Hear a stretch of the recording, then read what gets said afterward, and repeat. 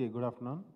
వేదిక మీద ఉన్నటువంటి దేవన్నకు, అదేవిధంగా ఉపేందర్ గారికి, గొలుసుల శ్రీనివాస్ యాదవ్ గారికి, ఈరోజు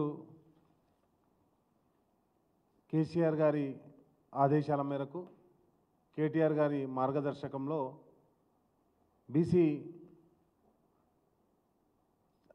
బీసీల మీద ఏదైతే రిజర్వేషన్ సిస్టమ్ తమిళనాడులో ఉందో దాన్ని స్టడీ చేయడానికి ఒక ఉన్నత స్థాయి బృందాన్ని పంపించడం జరిగింది మసోనాచారి గారి ఆధ్వర్యంలో. అదేవిధంగా ఏదైతే కాంగ్రెస్ పార్టీ బీసీ డిక్లరేషన్ అని చెప్పేసి కామారెడ్డి మోసం చేసిందో, ఆ మోసం అంటే 42% రిజర్వేషన్ ఇస్తామని చెప్పేసి మా బీసీలందరికీ మాట ఇచ్చిందో అది వెంటనే అమలు చేయాలని చెప్పేసి డిమాండ్ కూడా మొన్న కేటీఆర్ గారు పత్రికాముఖంగా చెప్పడం జరిగింది.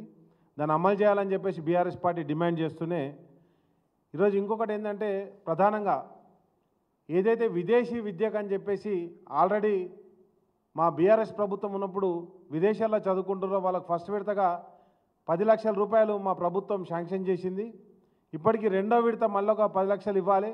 అవి ఇవ్వకుండా ఇప్పటికి వాళ్ళను ఆపడం జరుగుతుంది. ఓన్లీ బీసీలకే కాదు, బీసీలకు, మైనార్టీలకు, ఓసీలకు, ఎస్సీ ఎస్టీలకు ఎవరెవరికైతే రెండో విడత ఆ విదేశీ విద్యకు నిధులు ఇవ్వనో ఆ నిధులన్నీ కూడా ఈరోజు కాంగ్రెస్ పార్టీ ఆపిపెట్టింది. కాబట్టి వెంటనే వాళ్లకు విదేశాల్లో విద్యను అభ్యసిస్తున్నటువంటి బడుగు బలహీన వర్గాల వరకు అందరికీ వెంటనే న్యాయం చేయాలని చెప్పేసి, ఆ నిధులు రిలీజ్ చేయాలని చెప్పేసి బీఆర్ఎస్ పార్టీ డిమాండ్ చేస్తుంది.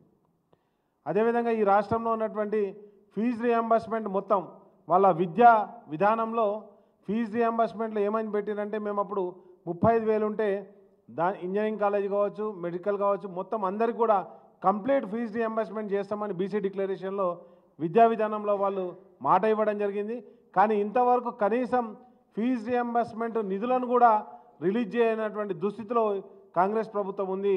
వెంటనే బీసీలకు సంబంధించినటువంటి fee reimbursement, not only BC, SC ST minority బీసీలకు సంబంధించినటువంటి ఫీజు రియంబర్స్మెంట్ను వెంటనే విడుదల చేయాలని చెప్పేసి కోరుకుంటున్నాం.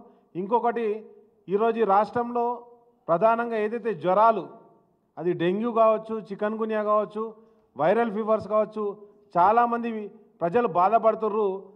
10 లక్షల ఆరోగ్యశ్రీ బీమా కార్డు అమలవుతుంది అని చెప్పేసి చెప్తున్న కాంగ్రెస్ పార్టీ ఏదన్నా ఒక్క దవాఖానలా ఆ కార్డు యూజ్ అవుతుందో చూపెట్టాలి.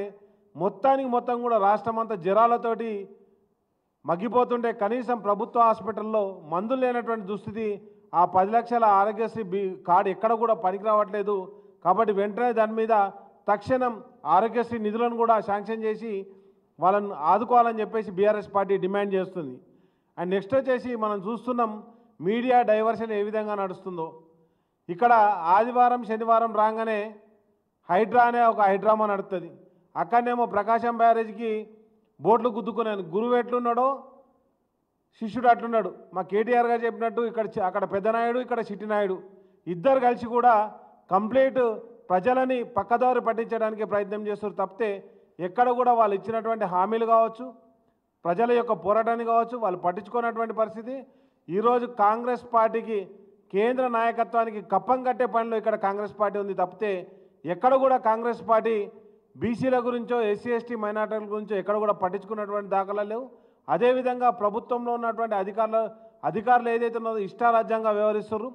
వెంటనే ఏదైతే ఈరోజు మేము డిమాండ్ చేస్తుంది ఏంటంటే, ఒకటే, బీసీలకు సంబంధించినటువంటి 42% రిజర్వేషన్ను తక్షణం అమలు చేయాలని చెప్పేసి స్థానిక సంస్థల అంటే ఆల్రెడీ వాళ్ళ పదవీకాలం ముగిసింది.